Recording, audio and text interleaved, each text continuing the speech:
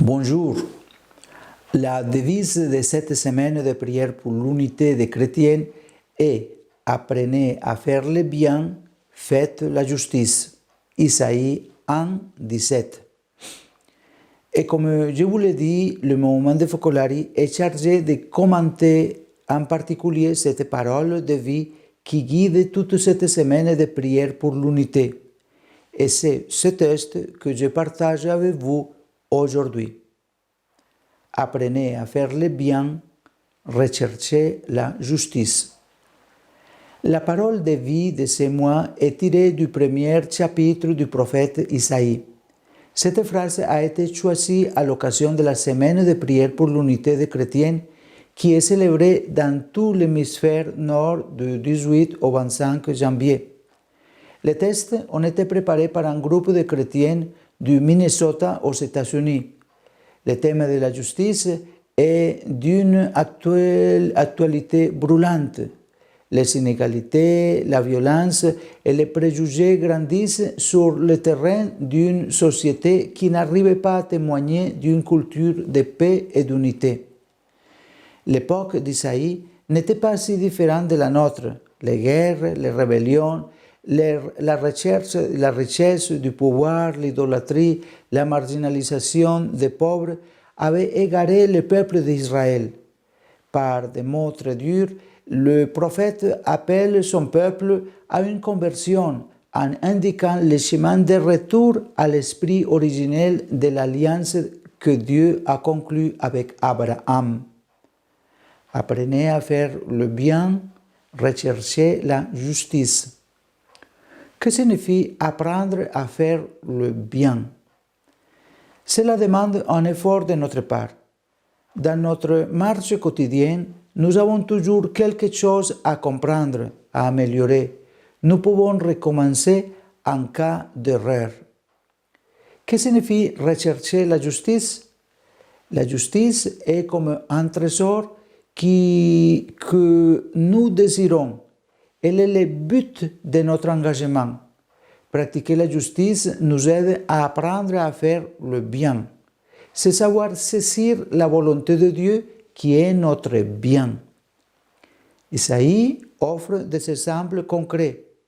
Les personnes que Dieu préfère sont celles qui sont les plus démunies, les opprimés, les orphelins et les veuves.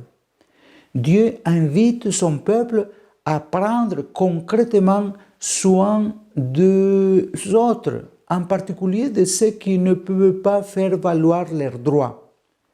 Les pratiques religieuses, les rituels, les sacrifices et les prières ne lui plaisent pas s'ils ne s'accompagnent pas de la recherche et de la pratique de la bonté et de la justice. Apprenez à faire le bien, recherchez la justice. Cette parole de vie nous incite à porter sur les autres un regard attentif, à aider concrètement ceux qui sont dans le besoin. Notre chemin de conversion nous demande d'ouvrir notre cœur, notre esprit, nos bras, surtout envers ceux qui souffrent. Le désir et la recherche de la justice sont inscrits depuis toujours dans la conscience de l'homme. Dieu lui-même le lui a mis dans le cœur. Cependant, malgré les conquêtes et les progrès accomplis tout au long de l'histoire, combien nous sommes encore loin de la pleine réalisation du projet de Dieu. Les guerres en cours, encore aujourd'hui, comme celle d'Ukraine, tout comme le terrorisme et les conflits ethniques, sont le fruit des inégalités sociales et économiques, des injustices, des haines. Sans amour, sans le respect de la personne, sans l'attention à ses exigences, les rapports personnels peuvent être corrects, mais aussi devenir bureaucratiques et incapables de répondre aux exigences humaines. Sans l'amour, il n'y aurait jamais de vraie justice, de partage équitable, de biens entre riches et de pauvres, d'attention à la particularité de tout être humain et à la situation concrète. Apprenez à faire le bien, recherchez la justice. Vivre pour un monde uni, c'est assumer les blessures de l'humanité par des petits gestes qui peuvent aider à construire la famille humaine. Un jour, en Argentine, J.C. rencontre par hasard le directeur de l'institut où il avait enseigné et qu'il avait licencié sous un prétexte fallacieux. Lorsque le directeur le reconnaît, il tente de l'éviter, mais J.C. va à sa rencontre. Il lui demande de ses nouvelles et le directeur lui raconte ses difficultés, qu'il vit dans une autre ville et qu'il cherche du travail. J.C. propose de l'aider et le lendemain, il répand la nouvelle parmi ses connaissances qu'il cherche un emploi pour quelqu'un. La réponse ne se fait pas attendre. Lorsque le directeur reçoit la nouvelle de l'offre d'un nouveau poste, il a du mal à y croire. Il l'accepte profondément, reconnaissant et ému que la personne qu'il avait autrefois licenciée s'intéresse vraiment à lui. J.C.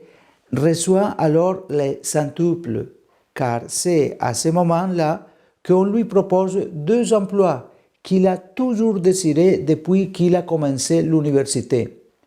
Lui aussi a été étonné et touché par cet amour concret de Dieu.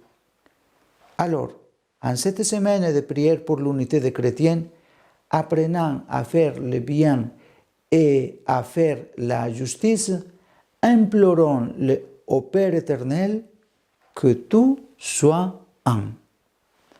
Bonne journée à vous tous.